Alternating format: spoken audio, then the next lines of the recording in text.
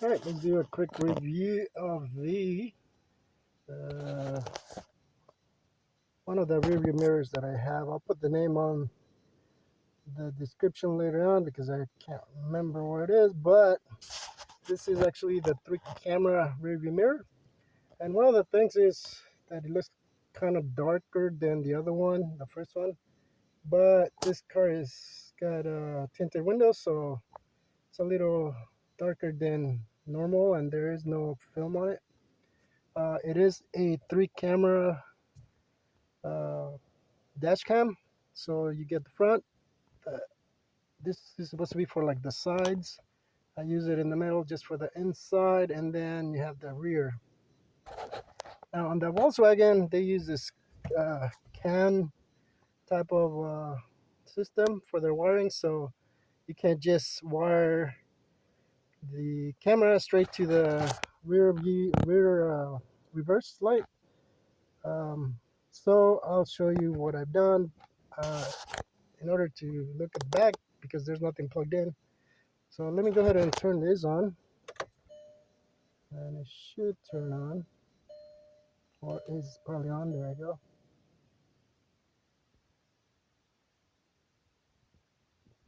All right, so as you can see, I have the rear view on the camera. There's the inside camera, which is this one right here, very clear as you can see. And I got some junk in the back, so you can keep going. So this is the front, that's the back, and then you can always switch to whatever you want. Let me change it here. So normally what I do, you can have the 3 cameras as well, front and back. Normally I just leave the back one on. On the settings you can tell it what you want, but you can also do it manually. So this is what changes it right here as well. So you can do it from there too. So it depends. And then you get your basic settings, photo, lock, mic, brightness, and then the replay of the videos. So let's go to the settings. And what's cool about this one, the first thing is, let me go down to the, let me see here, or is it, you can literally turn off the annoying boot up noise. So let's start with this one. You get the resolution, loop recording, stream media. This one is off. It's basically what it you should be able to put whatever you want to see on the screen, but since you can do it manually too, I turn it off, and that will save you battery.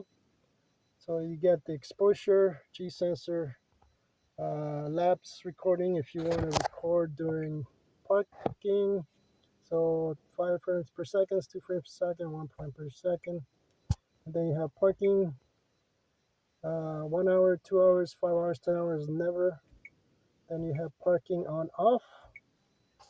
The more stuff you turn on, the more your battery can drain. So it just depends on what you want to do. So right now I just turn everything off just for the video. So you get the date watermark on off. Car OSD, I'm not sure what that is. Has to do with some number here. I can't remember from the manual. I don't know what that was. You get the screensaver. This is what I was referring to before.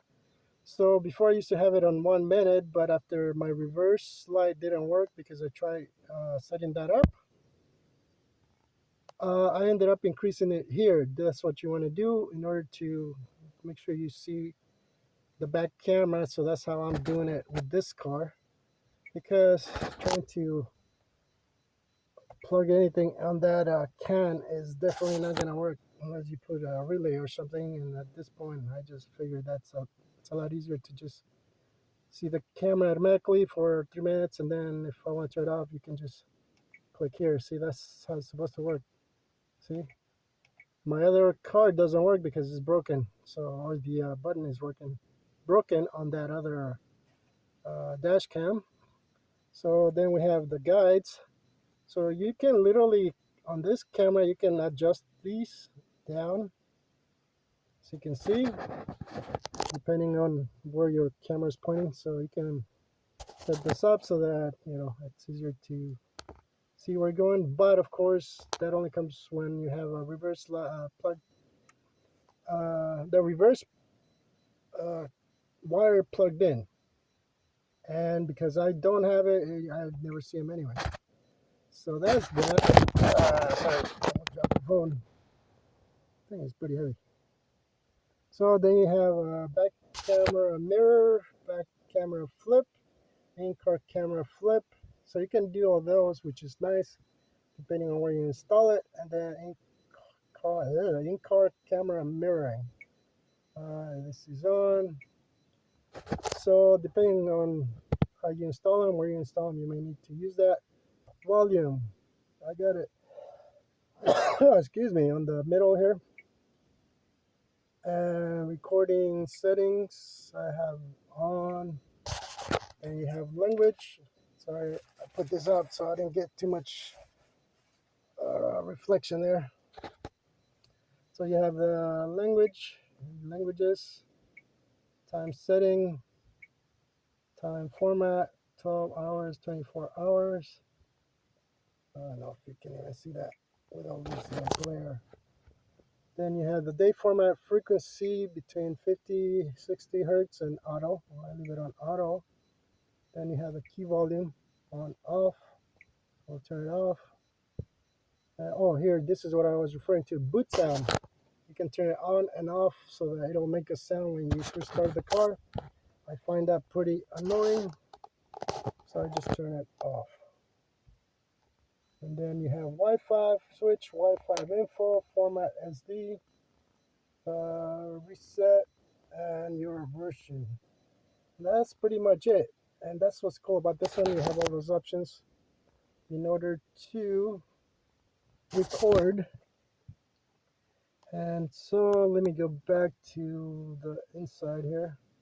So that's what the inside looks like. It's very clear. Well, I don't know if this is going to catch it, but that's that camera right here. And you can put this one anywhere because it's a pretty long cable. I just wanted to use this sort of as a backup to the rear camera in case that one doesn't work because it's pretty low. I can still see what happens from this camera all the way through the car in the back.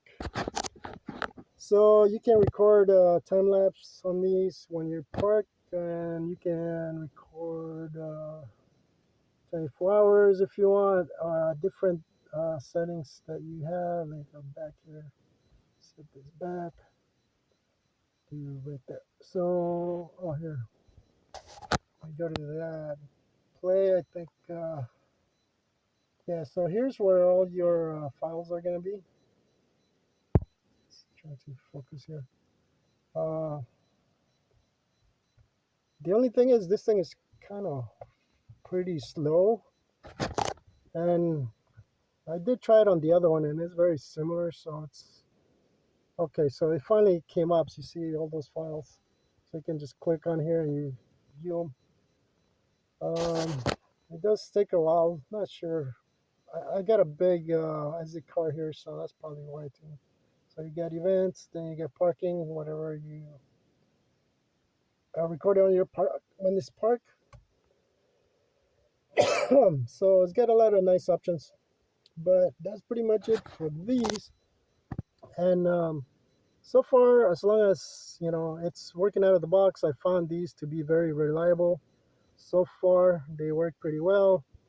Um, they fit fine on the mirror. On the other car, it was, you know, bringing down the mirror, but then I found that the mirror was kind of loose. So I tightened that. There was a screw on the back, and now it's all fine, so it's not falling on me. And I can record without any problem. And then, of course, again, you can record when you're not in the car. You can also do when you're parked and set those up any way you want. And that's pretty much it for these.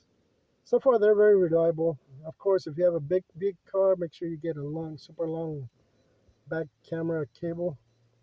Um, Other than not being able to install the wire on the Volkswagen, this is how I do it manually. It still records, as you can see, it's recording now. As soon as you turn it on, it starts recording. This is hardwired. Um, but they use this Ken thing, which it's pretty weird on the Volkswagen. Oh, one more thing. I did notice because I'm using two empty fuel slots. This car, or at least on the Volkswagen, gives you the little wrench when there's a problem, but I know there's no problem. All my codes are good. Everything is green, or there are no codes, I should say. But it brings that up every time I turn on the car. Let me see if I can do that. Show you that. So there it is. You see it flashing right in the middle there? So that's because I'm using those two empty few slots. One is for, I think, the sunroof. This car does not have a sunroof. And another one was for something on the seat. I forget what it was. But those two options are not in this car. I'm just using the fuses for that. And so you'll get that. So you need to make sure that you don't have anything on the dash before you install it on a Volkswagen or maybe Audi. It's the same. It's a Volkswagen, I guess. But other than that, or not plug in the back wire for the rear, you can still see it, as you can see here. And for some reason I can't see anything. It's just kind of dark on me. Let's see, let's change the brightness. Oh, I did that myself. See, change the brightness. So in the daytime I had to go full brightness because then it's easier to see. Even though the car is tinted, it's still hard to see, but that's how I do it. And then this is why I refer to the broken button. As you can see, it's just easy to press and turns off the LCD. So you don't have to press it hard, but the other one's broken. So that's what I meant. And I want to do a review on all of these because there were a lot of questions on that other one, I think. So that's how they work, and they're pretty decent since you do have a nice view on the back and the front. Well, I hope that helps. I'm gonna take off now because it's getting hot in here.